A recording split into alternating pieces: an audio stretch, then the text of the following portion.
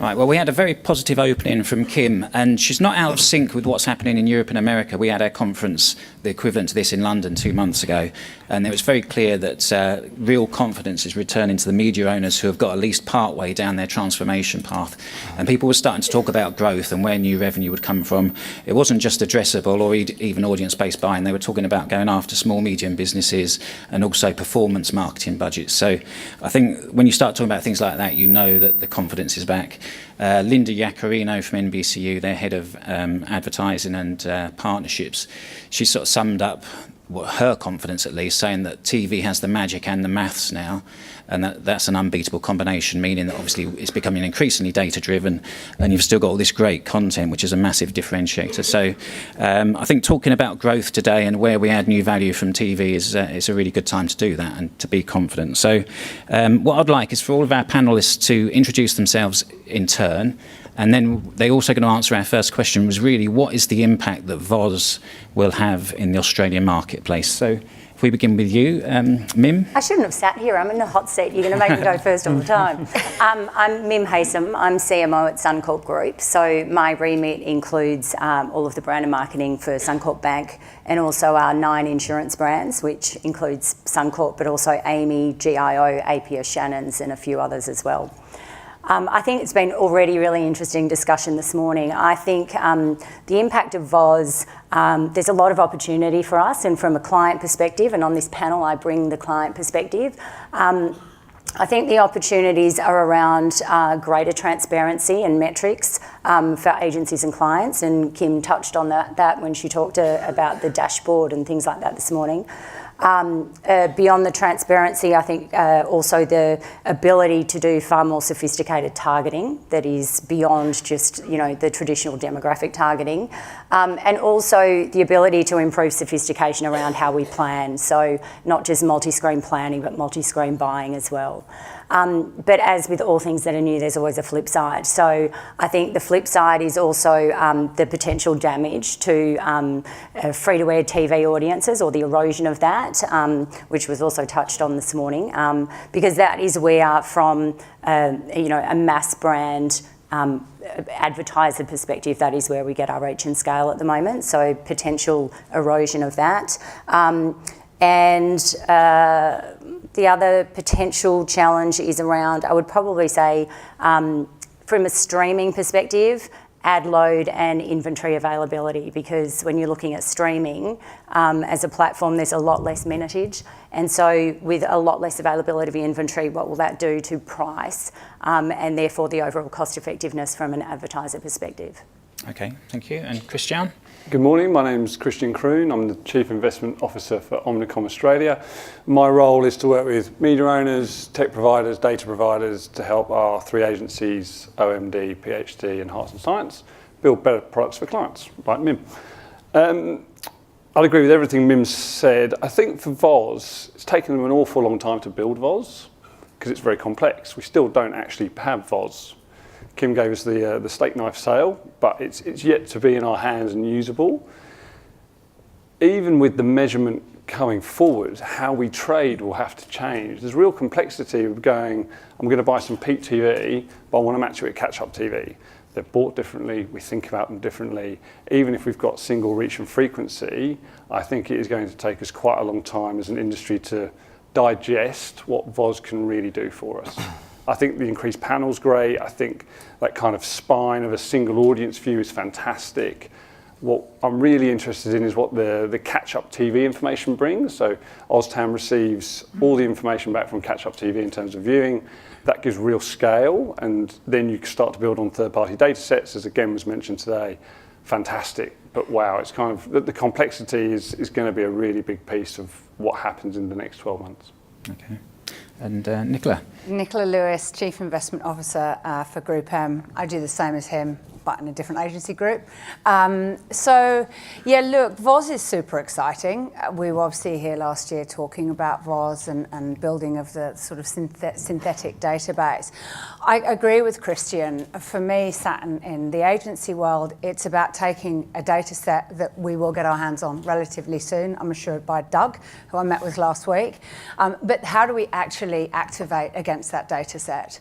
So, so how do we buy? But then it's also how do we analyse and how do we report?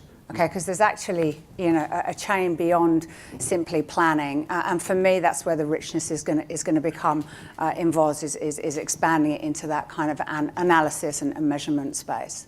Okay, and Kurt. Kurt Burnett, Chief Revenue Officer at 7 West Media. My role is to write revenue, as the title says. That's what's on the bottle. But also to think about, setting us up for the future and the revenue around that. And one of the big pieces of that puzzle is actually VOS, and I think we've heard it a lot about where television is now, and even from 5 years ago, where we've come has been quite amazing.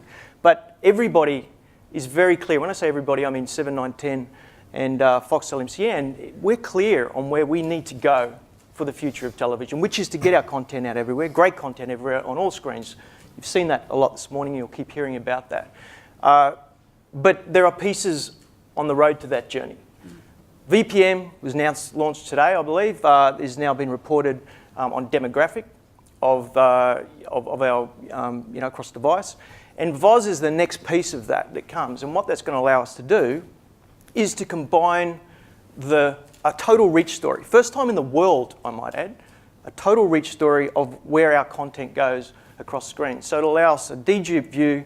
We'll be able to show incremental reach, and we'll be able to buy segments attached to that. But I think it's a really good point that's made here, and it's one of the things that we talk about a lot, is it's all very well to be having these things in place, and they are very good things in place, but we have to be able to operationalise it, educate, and continue to do those things for it to happen. But, in terms of what it means, in the words of the great Ron Burgundy, it's kind of a big deal around here.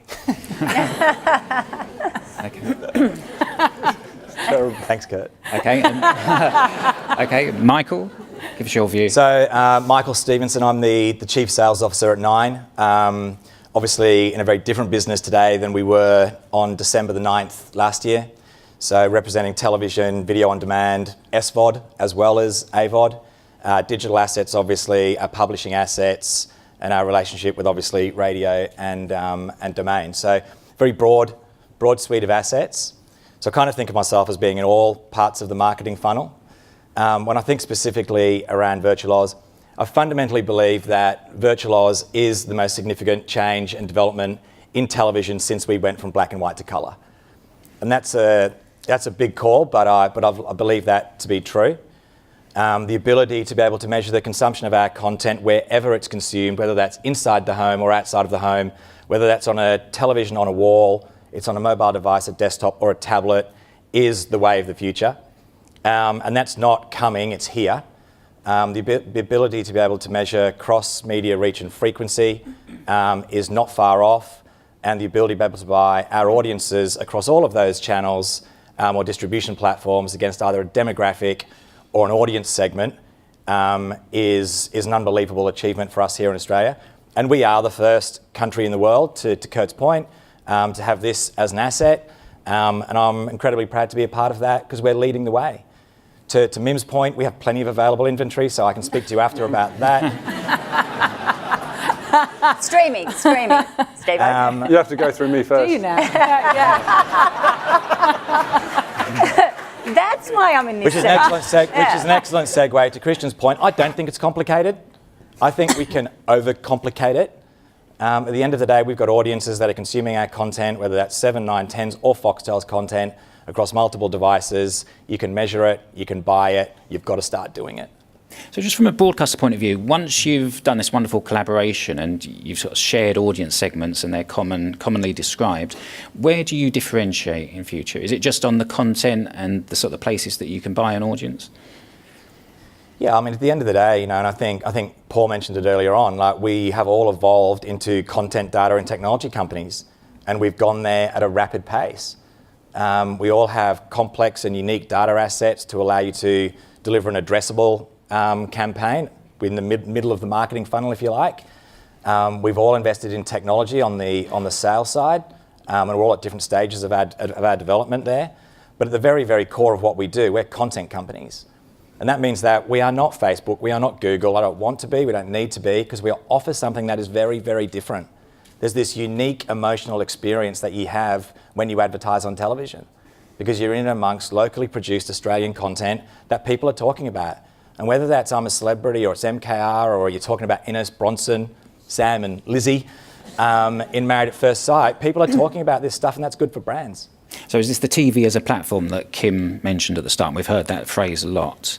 You know, TV presenting itself as a platform, that's what you're now doing. Is that addressed to me? Just to you, yeah, I'll ask another question. I don't know, I think TV is an experience. I think a platform's how you buy it. You know, we've all invested in our own technology to make that easier to buy. You know, the experience is the experience that brands can have as they integrate into and leverage the content. Should you be more targeted? Of course you should be. Should you be so focused on targeting that it removes everything else that you should be doing? No. You know, I think the greatest example right now of advertising on television is probably Uber Eats and the Australian Open. Mm-hmm. My kids are walking around saying, tonight we'll be eating. I know it's resonated with audiences and consumers, and we should be focused on advertising. Yeah, so Can I just build on that? Because I think you make a really good point, Michael, just around Facebook and Google. And I do think often we tend as an industry to obsess a bit about Facebook and Google and, you know, not wanting to be it. Because I think if you look closer to home, as a TV industry, VOZ is super important because you've also got other industries, other channels diversifying, yeah, and maturing out of home, becoming programmatic tech stacks by the end of, you know, sort of June this year. We've got the earbud era where you've got, you know, sort of, I think the average Australian spends 3.4 hours a day listening, you know, when they're kind of absorbed in that. So I think often we need to look a bit closer to home and think about what is our core proposition, and VOZ absolutely enables the TV industry to deliver that across screen and across device, whilst making sure that we don't always try and sort of focus on Facebook and Google. do you think out of home is a threat to TV, or at least it would be if VOZ wasn't coming along? Oh, look, I mean, I think any channel that is diversifying and getting closer to the consumer and the customer is always a threat, absolutely. So I think making sure that you have that single measurement is absolutely core. I think it's just making sure that you have a lens on it and you're aware of it. But our great differentiator to those and others is that content piece. In the future, 2, 3, 4 years, it will be great Australian content, news and sport. I mean, we aren't going to be able to compete with the big 10 million a show productions of global. They will come here. I see Apple are about to announce their you know, TV product. They're going to keep coming in here. And I'm not sure we can compete with those sort of productions. Well, we can't compete with those content productions. But what we can do in making great content is stay on the Australian produced, things that we do so well, the news and the sport. And that's you know, going to be a really important differentiator to the point you make before. And the other thing that I think is really going to be important about the future of TV is not actually just about technology. It's about regulation, it's about how we are seen, how we are bought, and even what we're hearing today, you know, like how we are positioned. And there's a lot of things that need to change, not least regulation. You know, like the fact that when they call an election, whenever they're going to call that, a few weeks, there's a blackout for 5 weeks on television and radio. Nowhere else, just on television and radio. I was talking to Rod Sims about this last night. It's, you know what, there's just some things that aren't quite right, we think, and I think it needs to be a level playing field for the future of TV to thrive. Okay. I mean, Kristiaan, actually, tell us, where do you see the value in TV for your clients now, out of this arsenal of new weaponry, as Kim put it? What is there that really excites you and thinks, you know, my clients are going to love this and they'll want more TV because of it? I think TV's found its mojo again in the last couple of years compared to where it was in Australia. The digital story has grown, and I think, I can't believe I'm going to say this, but... Go on. Once I'm off the stage, forget about it. They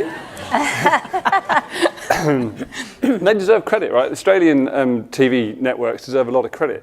They've invested a lot of money in VOZ as of weeks. We all subscribe to it. We spend a fortune, in fact. But if you look at other channels, Out of Home could be one of them, they have been paralysed by talking about new measurement. There's nothing new there. There's nothing that underpins the evolution they're going through. TV networks have done that. They've invested well in their technology. They've got much better consumer experiences. They've thought about the content. You put your money where your mouth is, which not everyone does. So I think there's a lot of credit due there. To answer your question, the digital part of what 7, 9, 10, Fox, etc. offer, it shows where the audience is going. We continue to tap into consumers. And I've got the core of TV and all those wonderful things it does, as Kim talked about, but the next step, that reach piece. So it's not just talking about continued decline, are you back 5%, are you back 8%? It's about, well, you're back here, but you've got new audiences, new engagement here, and new wonderful things we can do with advertisers. That's great. We're back to talking about a growth story. We're back to talking about an engagement story. So I think there's a really strong holistic piece there that we can give credit to. So the digital growth gives people confidence in TV? I think it gives confidence in TV networks. TV, if you think of the traditional box, or how people are consuming, it goes back to their content providers. They're across all the platforms now. In the past, that wasn't the case, or not very well. That means they've got the total audience. VOZ underpins that. That's a better place to be. Yeah. I mean, Mim, you mentioned segmentation and addressable. I mean, you've got some sort of brands that are really aimed at most people. Yeah. What kind of value can you get from, increased audience-based buying against intent or need states rather than just against demographic? So we use a lot of TV. I'll give you a little bit of context around the way we buy TV and then answer your question if that's cool. We still buy a lot of TV. It's really important for us for the mass reach and for the mass scale. Where we see the greatest impact, however, is through sponsorships and partnerships. And I completely agree with you, Kurt, around the importance of continuing to create local content, because it's that local content that from an advertiser perspective enables you to truly integrate into program, not just into the ad spaces. So we get far more impact when we're not just looking at spots and dots, we're actually integrating into the program and having a partnership that enables us to take some of that content and very bespoke content and pull it through to our digital channels and those kind of things. From a segmentation perspective, we're actually doing a pilot this month with Channel 9 on segmentation and building lookalike audiences, and we're doing a little bit of a test and building our own lookalike audiences from our Suncorp database, and then giving the same profiles to 9 to build lookalike audiences, and doing a bit of a test to see where we get the most impact from our own or from 9's lookalike model, if you like. And I think that's going to be really interesting for us because we do want to create greater efficiency in everything that we do. Everybody's on the hook for return on investment and effectiveness. For me, it's about how can we better target the right customers at the right time with the right message. And if we've got greater capability to do that through data segmentation, then I think that's a great thing. You're going to have less wastage, but you still get it at scale. Okay, is it about you doing the same or more with the same budget, or do you think it would actually make you buy more TV, spend a bit more? I don't know the answer to that yet. I think, we've still got a lot of testing and learning to do. As I said, we still spend a significant proportion of our budget. We spend about 42% of our budget still on TV, but that's decreased probably about 50% since 2015. So there is increasingly competition for the advertising dollar, of course. I think we need to do more work. We're still learning around what we can do in terms of using the data through our network partners to drive greater targeting and segmentation. I don't think I'd be comfortable significantly changing my investment mix today, but that's not to say that I wouldn't consider it depending on where things evolve to in the future, definitely. Okay, and Kurt, in terms of that sort of digital growth story with connected TV in particular, do you look at that and think, well, this is where we would actually like to drive our viewers in future because of this, the good things we can do there, and certainly in terms of addressable for the foreseeable future, without getting onto broadcast set-top boxes, you can offer addressable on digital. Do you look at that as a major sort of growth area for you? Yeah, absolutely. It's I think there was an epiphany a few years ago to even get to where we are now, that by all of us, that you can't defy gravity. The consumer will go where they go, and you either follow them or lose. And so now, you look at connected televisions. For us, the last couple of nights, of all the VOD video on demand, 60% of that was taking place on the connected TV. 60%. Laptop, mobile after that. So, the viewers are there. So it's about us having that content, which it all is. We've all got that there. And in terms of, there are some technical issues about connected TV with viewability and the likes, but actually there's companies like Finecast that are doing a very good job of, raising or getting that moving. So it is one of those pieces of the puzzle that I was talking about. As the measurement gets right, connected TV is part of that, and inside that, addressable is part of that. And, we shouldn't be dwelling only on VOZ because there's other things going on. But again, that's going to help us deliver into connected TVs because that's where the viewers are. And I guess one of the things, actually I've got a question for you on the spot here, Mims, just about that question, because when you talk about television budgets, it's how do you think about TV budgets? Because it's with the question on connected TVs, 42% of TV, how do you think about TV? Broadcast spend going through the networks, but that could include digital channels, but it's built in as part of a network deal. So you see that as a total? Because that's the discussion, isn't it? About what is TV now? Yeah. If there's digital activity that's wrapped up into a broadcast network deal, that the majority of it is TV, then that would be wrapped up into your TV budget. Yeah. Because we also, from a selfish point of view, like we here, I did the analyst meeting last week for our half-year results, and Steve-O's gone through a lot of these just recently as well. And the questions, we heard from Outdoor, they're coming after TV. Oh, that's good.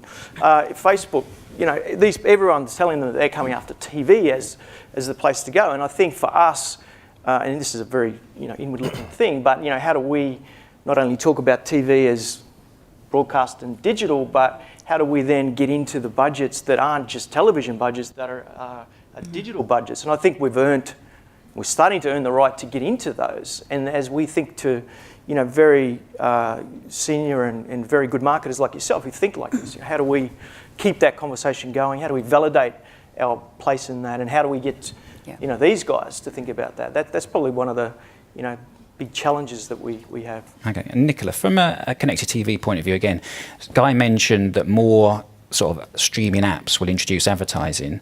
Now, Finecast, your job is to kind of aggregate connected audiences, addressable audiences on TV screens. When your clients look at connected TV, do they think that's synonymous with BVOD, or are they ready for new opportunities that could be competitive? Yeah, they're ready for new opportunity, to be honest. I mean, obviously we launched Finecast in October last year, and it's been phenomenally successful. We've been able to work with sort of upwards of 60 new clients on the Finecast proposition, which is about aggregating that sort of BVOD inventory and being able to target by postcode. And I think on Kurt's point, what we've been seeing, so the conversation we're not having a conversation with our clients saying it's coming from TV money. It's taking TV money and trialling addressability. It's absolutely about identifying where the consumer is and having it as a having it as complementary to TV. So again, we talk a lot about the funnel, sort of top of the funnel for that lovely brand piece, and also making sure that TV can play in mid-funnel. So we're absolutely seeing our clients really want to test an addressable platform. There's a massive appetite there. And I think, again, to Kristiaan's point, it's because a lot of great work has been done within our industry here. We're pretty sophisticated from a global perspective, in Australia. And I think our clients are on the journey for that as well. Okay, and Michael, tell us about the SME market, because you can already get regional advertisers in, but your Voyager platform allows them to make a direct buy. How big a market is that for you? So the SME market in Australia, there's 2.1 million SMEs in Australia. About 600,000 of those is what I would say is kind of in our collective addressable world, i.e. big outside of being a sole trader and significant enough to want to advertise across the platforms that we operate within. So I think that's a huge opportunity for our company to explore, obviously, and that's the reason why we launched 9 Voyager. 9 Voyager, for those of you that haven't heard, is the first self-serve platform to buy television. Literally from the comfort of your own lounge, you'll be able to log in and buy linear television and BVOD, all in one transaction. We will create advertising for you, deliver that in an Uber-style model, and then pay with a credit card. So, that is the vast majority of customers that both Facebook and Google have come through that platform. And quite selfishly, I want to be a part of that. So that was the rationale for doing it. I think for all of our companies, whether it's ours or the companies that you guys work for, you've got to continually find new demand sources to grow your business. And that's the method and the madness of us doing that. We've invested in the technology. We've built it right here in Sydney. And it's one of the first platforms of its type in the world. And that's why I think if you live and work in Australia, you can be at the pointy end of what's happening globally. And that's pretty exciting for us to be a part of. And in just a few words, why should they buy these SMEs? Why should they buy from you rather than Facebook or Google? I think someone said before, like in one of the early presentations, it's not or, it's maybe and. So I'm a big believer that. I love television, but I'm also in print and digital and a whole range of other things. So TV has proven itself to be the most effective way to advertise. It's proven itself, as both Kim and Paul mentioned earlier on, as the most effective way to deliver sales impact. And if you're a small to medium business in Australia, or any business for that matter of fact, that's got to be high on your agenda. So, whilst we're incredibly respectful of MIM's 42% of her advertising budget coming to television, I just don't think any of us should be constrained by a certain amount has to go here, there or everywhere. You should allocate your budget where you think you're going to get the best possible return. And, I think we have done through Think TV, I think Kim and her team have done a wonderful job in conducting independent research with Karen and other people to prove the power and effectiveness of television time and time and time again. And so, what I'm looking to you guys to do is, I think TV is being underestimated in, undervalued and underinvested in, because I believe it deserves more than 42% or 45% or 38% or whatever you're currently doing. Because we've proven that every dollar that you move back into television delivers more sales. And from where I sit, I reckon that's a pretty good deal. The only thing I would say, I'm a TV lover, and I'm a TV lover. But you have to look at what are your brand objectives, what are your business objectives. Therefore, what is the role of the various channels that you have access to, and what is the performance in terms of the return on those channels. So the comment before around it's not an either or, I completely agree. It's not an either or, and I certainly don't carve my budget up and go, I can't spend another $5 on TV because I've hit my 42%. I was making a point around, I think it's still quite significant in its scale compared to some other advertisers. But it's not an either or. You have to look at what are your business objectives, what are your brand objectives, and then work out the right channels to play in that's going to give you the optimum performance and results. Yeah. If you play it forward, there's an interesting story in all of this, right? We talk about either the TV networks, News Corp, Google and Facebook. There's very little room now for anyone else to be part of the conversation. And increasingly, they're running away with the data, the tech, the scale, the mergers that are happening, leaves little oxygen for the rest of the industry. So we talk about the digital duopoly, but every channel is now a duopoly in Australia. Which then leaves you with an oligopoly, right? So where does everyone else fit into that? What's their opportunity? That's going to become an even higher barrier to jump through, to be taking spend when you've got Voyager, you've got Voz, you've got the next product from Google, next product from Adobe. That's really hard competition, which hasn't necessarily been the case, particularly in digital in the past. Now digital is being carved up far more by the really big players. And that's the story that no one really ever talks about. But if you look at what's happened in recent time in the Australian market, those small to mid-sized businesses, particularly American businesses running on VC capital, they're all shutting up shop or significantly reducing their staff.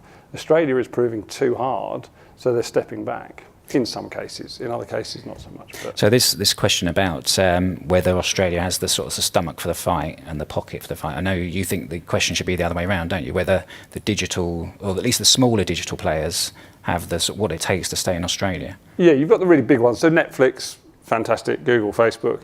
If you're number 1 or 2 in the market, then yes, you still come to Australia. I think if you're a smaller player now, you do decide whether the Australian market is worth the push, because there's a limit to what you can do. And it also reflects that we've got some very strong Australian-based businesses that have done extremely well and have been here for quite a long time and have really adapted. Whether that's REA or Domain, guys sitting up here today, News Corp, there's lots of options for us. But if you're BuzzFeed, your Twitter, Pandora, who left the market to concentrate on the US, I think you're reappraising how you see the Australian market. Whereas 3 or 4 years ago, you would have gone, oh, they're TV channels, they're back 5%, they haven't really got a digital story, there's no one really owning that space, we can go there, we can hit our numbers, and it'll be really high growth for us. It feels like that narrative's completely changed. Okay. And I just want to talk about brand integration, because I know, Nicola, you're a big fan of it, and Mim, you do it as well. It works really well. How much more could you get? I mean, having proved that it works really well, would you like more? Is there enough sort of show inventory where you can, put your brands? Do you need new shows created to find homes for them? I mean, Nicola, you go first. Yeah, sure. I am a big fan of it. These guys, again, do a fantastic job creating amazing content. I do feel that some clients have pulled back from it. There's some not only great content, great thinking, cross platforms. I'd like to see clients start to take big bets again, sort of around integration. I think if you look at the cricket, KFC have just signed up for another significant period of time. Kia in the Australia. I know it's him, I'm talking. Look at him. Oh, Outrageous. thanks. Did you not swap? Did I miss that? I was just about to talk about the tennis, which is you. Thank you. They swapped and no one noticed. Wow. So, Kia, obviously, and the great success that they've had with the tennis. I think, programs like Love Island coming along and really doing those lovely strategies, kind of pivot viewing and bring new audiences in. I think clients need to have a focus in that area. I think partnerships are absolutely integral to a plan. Again, it's got to be right. You've got to look at the business outcomes. What do you want to achieve? What level of integration? The beautiful thing is now is that you don't necessarily have to have TV-led integration. It could be across device that the integration is led from. But I certainly think that, as an industry, I'd like to just see us get a little bit bolder around that sort of in this next 12 months. And not pull away, because from a cost perspective, and if I look from a buyer's perspective, to get ahead of the curve of a really good proposition is a great thing for a client to do, and then ride that wave. But I feel we've kind of lost it a little bit. Okay, Mim, you've had a really good run with your the block integration, haven't you? So Yeah, very, we've very done effective. 1 year. We're just undertaking year 2. Yeah. Okay, and presumably there's only so many shows that you could go in. Yeah. And not many that would fit as well as that one. Yeah, But, I don't know that I'd put my bank in maths or Love Island. So what's the answer? No Do you offence. just have to accept that there's only... Do you just accept that there's only so many shows you'll ever get into, and that's a small piece of your marketing potential, or... Look, I love integration. If we could do more, I would be thrilled to do more, because the results we get far outweigh traditional spots and dots. Not that we talk that way anymore, but integration far outweighs the impact and the brand impact for us. So I would absolutely do more of it, but the context and content combination is absolutely critical. So for us, for example, in the block, it actually makes sense to have a financial services institution. We can make it work. There's lots of conversation around budgeting, around loans. There's lots of synergies around a financial services institution being in that environment. So I think that context and the content is really important to have that marriage right. I think sport provides another really great opportunity for us as well. And we do that with Kurt, with AFL. Excuse me. So I would love to do more of it, but the content has to be right for the brand. Yeah. Michael, we saw your tennis adverts yesterday with the Uber Eats. So you got a little bit of pushback, didn't you? Because people started saying, "Oh, you're blurring the lines between content and advertising." But it was very successful, I presume, as a creative. And is that something you could do more of? Yeah, I think so. I've just got this notion that everything that's old is new again, which is kind of a weird thing to say. It's sort of the future of TV. But, this whole notion around a big idea and creativity coming back to the core of what we do, to Nicola's point, I think is really, really important. So it's really easy to lose sight of that and start, targeting to within an inch of our lives, whereby the reason certainly I got into this industry was because I wanted to be in advertising. And advertising was always about big ideas. And recently we made a presentation to our board where I showed them a couple of examples of big ideas, and The first one was Dougie the pizza boy breaking into the Big Brother house. So if any of you remember that. And then the other one happened to be in Big Brother as well, which was around the launch of a movie called The Day After Tomorrow, where they dumped 100 tons of snow into the back of the Big Brother house, and the housemates woke up and it was all about the changing climatic seasons. And everyone thought they were amazing ideas. I said, the problem with those ideas, though, is they're 20 years old. So Uber Eats in the Australian Open, I think, is a really good example of a big idea. You know, there's been numerous other examples. I'm going to an extreme to make a point. But that sort of bringing creativity back to the core and creating big ideas for brands like Suncorp in our shows and in and around our content, and distributing those ideas across all of the assets that we individually own, or other assets that you don't. If it's out of home that's required, then go and partner with out of home. But bringing creativity back, I think, is critical. We've got a platform that delivers effective advertising for you. You then need to be more creative than your competitor to deliver real sales growth. And if you do that, I think that's a winning formula. Okay, and Kurt, just finally, that question about, you know, fighting off the digital giants. Is it all about content? Is that ultimately what will win you the battle? Yeah, I think it is in the end, because as a few people have mentioned, you know, we don't want to or can't compete, you know, with them in the way that they do their things, and they're very good at what they do. But I believe it is around content. It is about the integration, those ideas. Those are the things that are going to keep us going. And one of the other interesting outputs of even the way the evolution of TV is going, the whole multi-screen thing, you think about the way we make our content. The fact is that the model of appeared on the big screen and that was it, you know, that we would not be able to continue to make content in the future if it didn't get onto multi-screens. Now, you know, for us, that is our great USP. The content lives on screen. The fact is the integration moves with that content that's you know, moving on to the multi-screen. So it's actually getting more valuable. So we are getting more value for our content. It allows us to continue to create local content that allows us to compete with the global giants. And I think that's you know, that'll continue to be our USP. I mean, and even the evolution of that is, you know, we have our own content production studios at Seven. You know, it represents 30% of our EBIT now.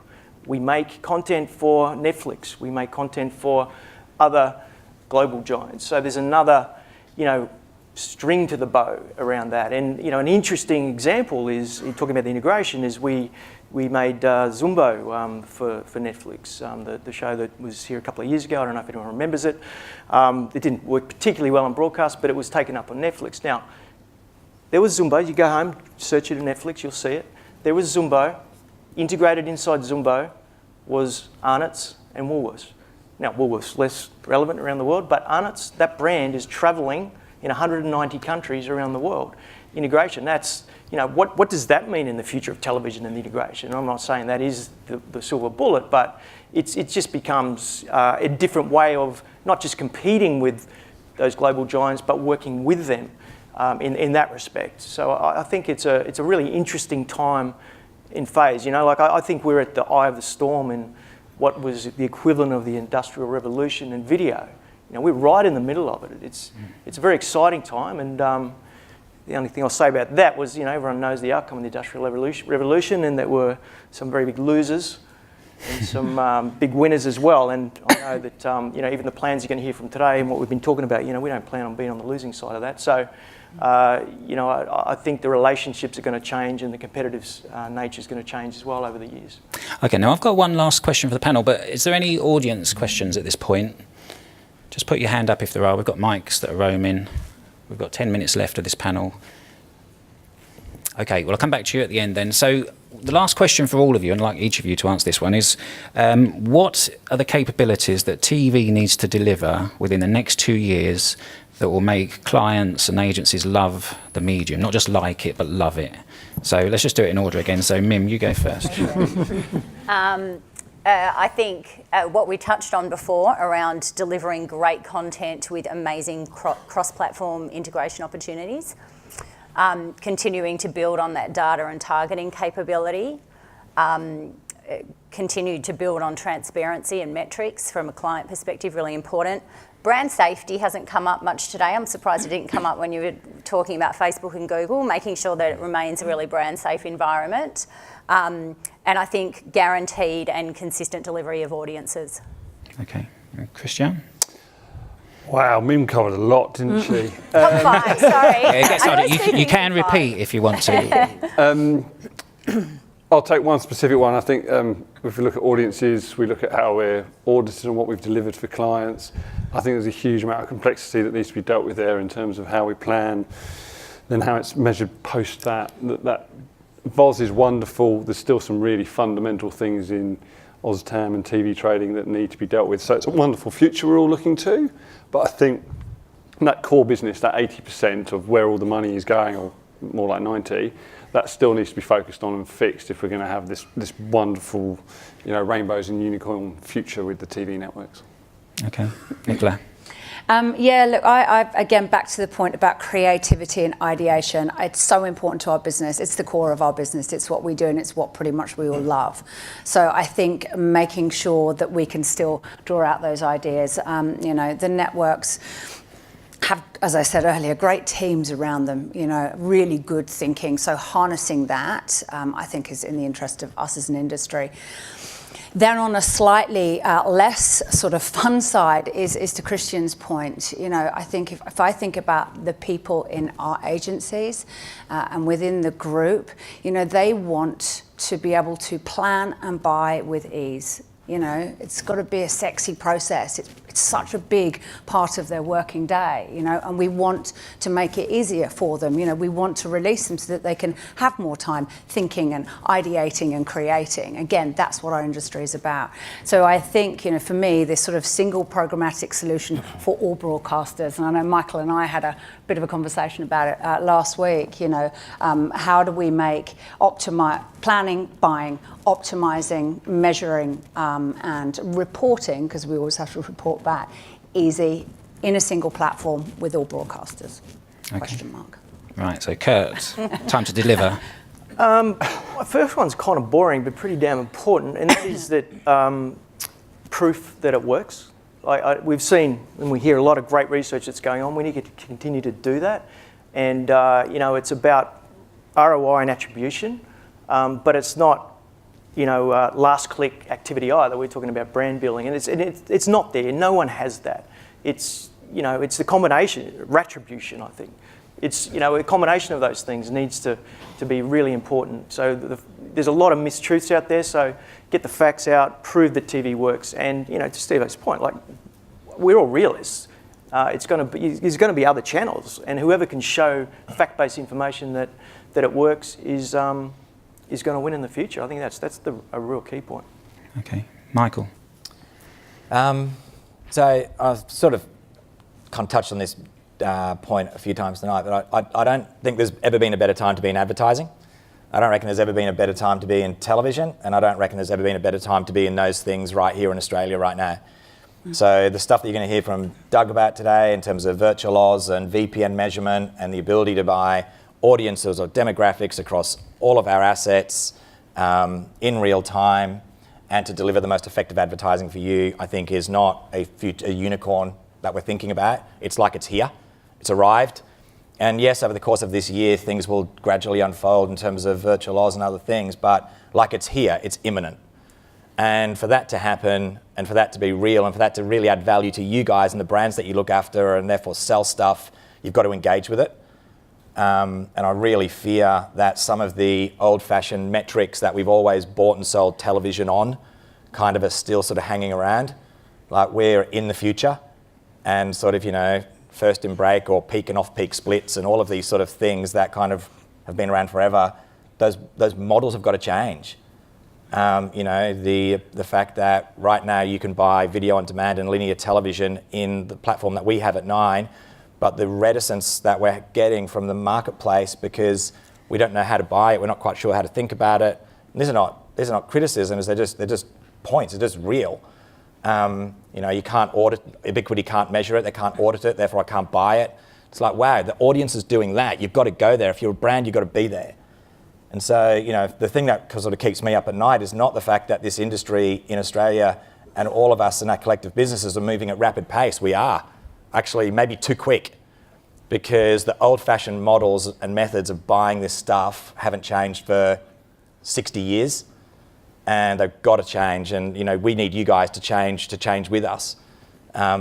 A part of that, of course, is then how we enable the media agencies to buy this stuff more effectively. Right now, some of the systems and process that those guys have, not because of their fault, just the way it's been, are legacy, and we need to help to work with you to adapt those legacy systems so that they can interact with 9 Galaxy or Code 7 or 10 Exchange or Landmark. We've got to do that. Otherwise, we'll have all these shiny new toys and no one's going to be able to play with them.